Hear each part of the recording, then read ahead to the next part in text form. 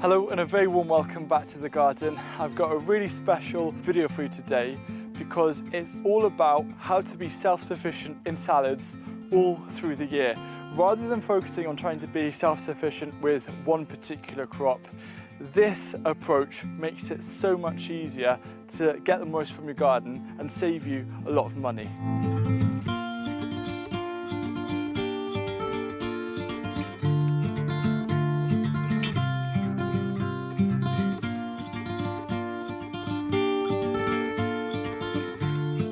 So firstly, a salad doesn't have to include lettuce in it. To paraphrase the Oxford Dictionary's definition of salad, it's a mix of either raw or cooked vegetables as a cold dish that is seasoned with either oil, vinegar or another sort of dressing. Salad, the word itself, is a very broad description of something. It's all-encompassing, just like a soup. There are hundreds, if not thousands, of different types of soup around the world, and we're going to use this breadth and this potential diversity to our advantage to make it so much easier to be self-sufficient in salad all year. I think the real skill that you need in terms of salad self-sufficiency is to see recipes as sources of inspiration, but not a be-all and end-all. If you're missing a few ingredients, it doesn't mean that you can't make it. It's about understanding the base of what makes a good salad, and then using the principle of forage first, create later, which I think came from Third Plate. See what's in your garden, forage first, harvest what you need, and then using the basic principles of making a tasty salad, put it all together and enjoy. Foraging first and then creating later is also a very intuitive way of actually reducing food waste, because all you're doing is you're harvesting what you're going to eat. You're going to be cooking it right away. You don't need to worry about weights and quantities. I think when it comes to approaching salad making, you've got to make it fun and tasty. I don't like salads when I go to a cafe and they just give you a pile of lettuce leaves and maybe a bit of olive oil and vinegar. I think that's really boring. There's so much more to salads. They can be as simple as you want them. For me, nothing beats a potato, mayo and chive salad, but also you can make it as complex and fun as possible with adding 40, 50 different ingredients if you wish. There's no limit. Have fun and make the most of what the garden has to offer. The other big benefit of this is you might only have a really small quantity of a particular crop that won't make enough for a portion for a meal, but it's more than enough to add into a salad. So even if you've only got a very small crop, you can still truly enjoy it. Technically, it's a hungry gap. We're in April and it's one of the most challenging times to eat from the garden.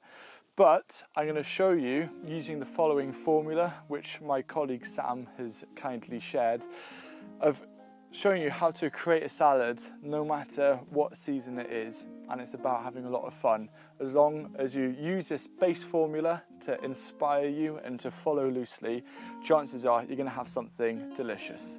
So first off, you need to consider what's the bulk ingredient. This could be something kind of starch-based like potatoes, it could be a root vegetable, or it could be something like leaves. That's kind of very often, when we think of salads, it's a lot of leaves. Right now, what I'm thinking of is actually flowering shoots, like the ones behind me, but ones that are a little bit more bulky, like purple sprouting broccoli. The next element of the formula is just to build on top of what your bulk ingredient is. Think about what flavours or what harvests are in your garden that you might have much smaller quantities of, but will complement that bulk element. Then it's about aromatics. What is going to give that real boost and depth to the flavour and also the smell of your salad?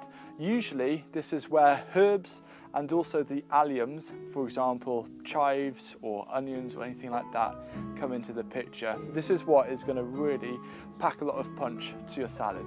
The other thing to consider is texture. For example, you can have a raw crunch, or you could think about cooking it, such as char grilling, to soften it slightly but still have that crunch inside and start to add another layer of flavour there. You can also think about actually adding things that you've pickled. Next is sauce, and when we think about salad dressings, almost all of them are a combination of a fat and an acid. For example, olive oil and then apple cider vinegar. Another example is actually mayonnaise and yogurt. And focusing more on the fat side, fats hold aromatic compounds. So if you're thinking about the aromatics that you want to add in, whether it's something like alliums or herbs, often mixing these into the dressing is one of the best ways to boost the aromatics and really capture and carry that flavour throughout the salad. And the final slightly optional part of this formula is about adding a bit of colour or a bit of magic. This usually means things such as edible flowers.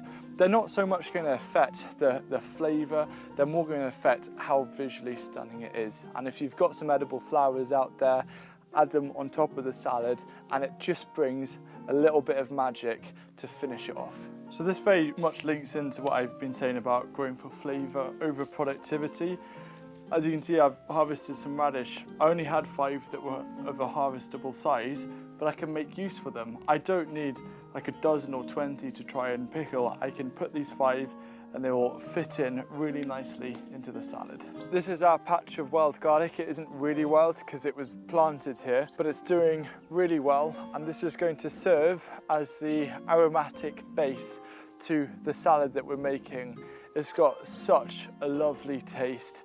And because it's growing and it's a fantastic crop for the hungry gap, it absolutely deserves a place in the salad.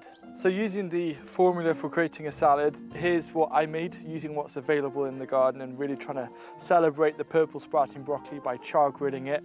And char grilled or baked and also steamed are 3 great methods for cooking the cooked vegetable elements part of a salad, and it's so simple to make. And if you're looking for these kind of recipes that celebrate what comes out of the garden, the collaborative project that I'm doing with Sam called Farmer and Chef is quite a big selection now of recipes dedicated for what you can get from the garden. We've had a real big push on wild garlic recipes, so no doubt this might end up on that list of recipes as well. On this journey of being self-sufficient in salads all year, one thing I really recommend is just keep a note of certain combinations or flavours that you really enjoy, and you want to actually create your own personalised collection of perhaps go-to salads or seasonal salads that you enjoy, or if you want to replicate it again if you've got guests coming over next week. I'd also suggest that you really work on creating your signature dressing. Set yourself a challenge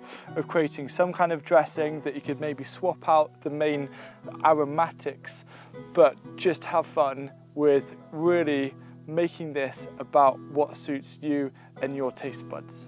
The only real investment I can think of in order to help aid self-sufficiency in salads is some kind of undercover growing.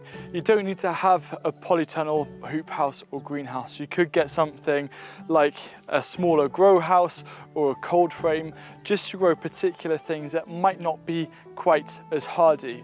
But failing that, there's a lot that you can grow to eat and enjoy over winter and the hungry gap. And this video here is going to give you 15 different crops to sow around this time of year to enjoy during basically the off season.